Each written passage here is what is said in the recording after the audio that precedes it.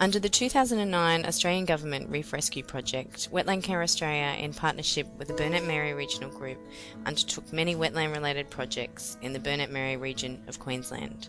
These were aimed at improving water quality flowing into the Great Barrier Reef Marine Park. This video showcases two farmers who undertook wetland projects and shares their story. Where does the actual water edge? Don't go under, will you? Not going any further. Oh, yeah. So can you grab some Salvinia for us there, or is it too far away? Oh, anything for you, Rachel. Oh, thank you. Just so we can have a good look for those folks who don't know what it is. So that's sort of created a landmass, hasn't it? Across the wetlands there, and then you've got that umbrella sedge that's on top. Yep. Let's have a look at that. So this is the culprit, eh? That's it. All individual plants. And they clump together to form that landmass there. I forget what that bloke said down there in Maryborough, how much one piece will spread in a week. I think it doubles every day, its mass every day. Yeah, that's probably true too. But it's certainly a curse.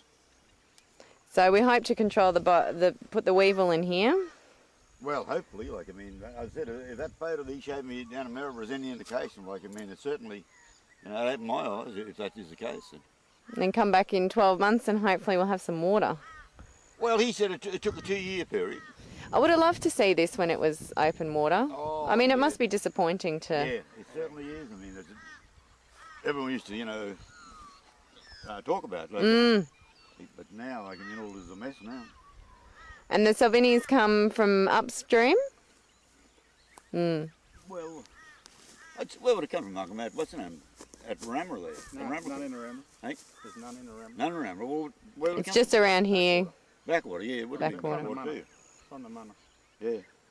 But there's a plan in place, isn't there, to eradicate that? We'll talk a bit more about that. You've got to start at the top of the catchment and work your way down. Yeah. And this is nearly the top. All right, so tell us a bit about yourself, young man. Malcolm Beresford. Yeah, farming all my life. 4th, 5th generation in the area. We got about 2,500 hectares here. We run all breeders, and we've got a small feedlot and feedlot off all the stock for domestic trade. So what area are we standing in here, Malcolm? This is the headwaters of the wetland of Ian Perrott. This is a Ramra Creek, which is a tributary of the Munna Creek system.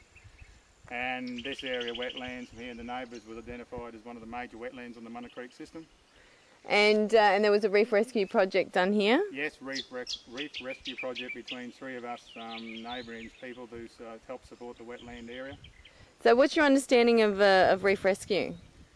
Reef rescue is to try to control the runoff to the reef and to keep the reef in its natural order, and trying to reduce the overland flows that affects the reef. Yeah. And you were probably the instigator for your other neighbours to get on board with this project. Why did you think it was important enough to round them into it? A lot of projects in the past have been done on a one-off situation, and you've got to attack it on a catchment base or a neighbourly base. Like, one landholder can do wonders, but if the ones upstream don't come support him or work in with him, it all falls apart fairly quickly.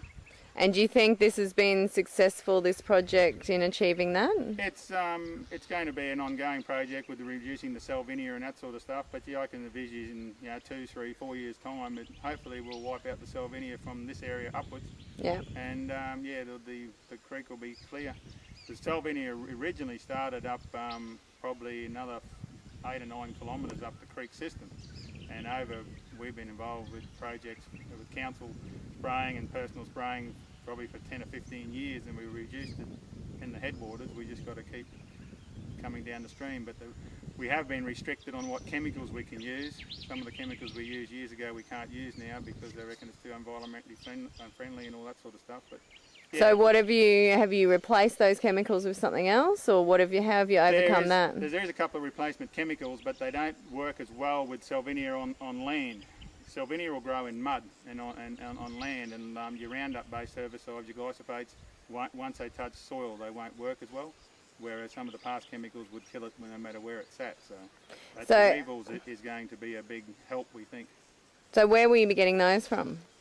The Weevils are coming from Bundaberg, and we're going to, between the three of us, we're going to try to breed up some and keep them going, because the Weevils are being a natural pest of it, they sort of like keeping a bit of Salvinia there themselves, I think, to keep themselves going, and weather conditions can affect them, hot and cold and that sort of stuff. So yeah, if you can have your own storage and breed them up yourself and keep spreading them around and help them progress, it should be a better way to go.